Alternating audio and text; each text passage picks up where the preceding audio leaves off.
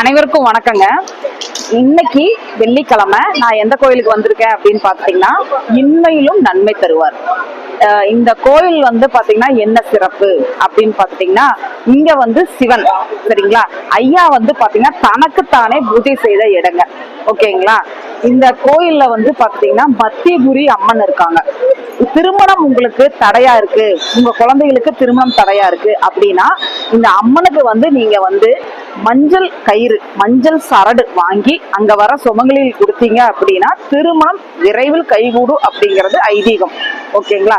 அதே மாதிரி இங்க பாத்துட்டீங்கன்னா ராகு கேதுவுடன் கல்யாண விநாயகர் இருக்கிறார் சரிங்களா. அங்க ராகு வேலையில நீங்க பால் விற்கிறாங்க, அந்த பாலை வாங்கி பால் அபிஷேகம் பண்றீங்க, அங்க இருக்கிற பசுக்களுக்கு அகத்திக்கீரை கொடுக்குறீங்க அப்படின்னா கண்டிப்பாக உங்களோட ராகு கேது தோஷங்கள் எல்லாம் நிவர்த்தி ஆயிரும்.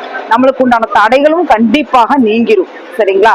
அதே மாதிரி நம்மளுக்கு பின்னாடி மேல பாருங்க, மேல பாத்தீங்கன்னா ஒரு தீபம் ஏற்றிருக்காங்க. மேல பாத்தீங்கன்னா கோபுரத்துல இது மோட்ச தீபம். ஓகேங்களா. உங்களோட முன்னோர்கள் பாத்துட்டீங்கன்னா அவங்களோட முன்னோர்கள் ஆத்மா சாந்தி அடையணும்னு இந்த கோயில்ல நம்ம மோட்ச தீபம் ஏற்றுறாங்க. ஓகேங்களா. அப்போ நீங்க உங்களோட முன்னோர்களுக்கு ஆத்மா சாந்தியதற்கு மோட்ச தீபம் இங்க போடலாம். அதே மாதிரி உங்க லக்னம் முடக்கா இருக்கு அப்படின்னா நீங்க என்னால ஒண்ணுமே பண்ண முடியலைங்க, ஒரே போராட்டமா இருக்குதுங்க, எதுலயுமே தடையா இருக்குதுங்க, நான் ஜெயிக்கணுங்க அப்படின்னா லக்னம் முடக்கா உள்ளவர்கள் வர வேண்டிய கோயில் இன்மையிலும் நன்மை தருவார் கோயில். பேர்ல பாருங்க, கோயிலோட பேரு இன்மையிலும் நன்மை தருவார்.